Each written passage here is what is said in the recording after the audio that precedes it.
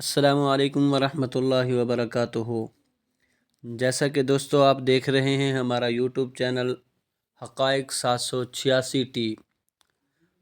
آج کی ویڈیو اور آج کی اس پوسٹ کے اندر ہم آپ کو اس بات سے آگاہ کریں گے کہ مولانا احمد رضا خان کو فقیہ حوالے غلط دینے کی بھی عادت ہوا کرتی تھی۔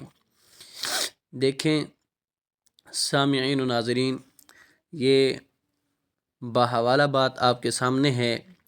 فتاوی رضویہ تو ہر بریلوی کے پاس نہیں ہوگا، لیکن مولانا احمد رضا خان کے ملفوظات تو ہر جگہ عام ملتے ہیں۔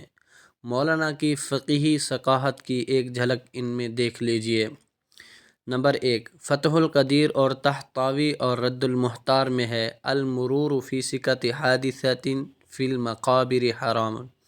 قبرستان میں جو نیا راستہ نکلا ہو اس پر چلنا حرام ہے۔ ملفوظات حصہ 1 صفحہ نمبر 7۔ یہ حوالہ ہے۔ فتح القدیر میں یہ عربی عبارت ہمیں نہیں ملی۔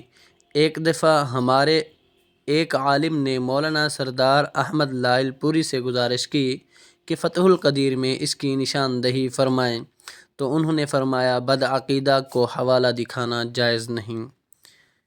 چونکہ حوالہ مانگا اس وجہ سے وہ بدعقیدہ ہو گئے۔ در مختار کے حواشی اور رد المختار میں مسئلہ تو یہ موجود ہے، لیکن عربی عبارت یہ نہیں۔ خان صاحب کے فی المقابر کے الفاظ ان میں نہیں ہیں۔ اصل عبارت یہ ہے کہ المرور فی سکۃ حادثہ فیہا حرام۔ طحطاوی علی الدر المختار جلد نمبر 1 صفحہ 126، رد المختار علی شامی جلد نمبر 1 صفحہ 343۔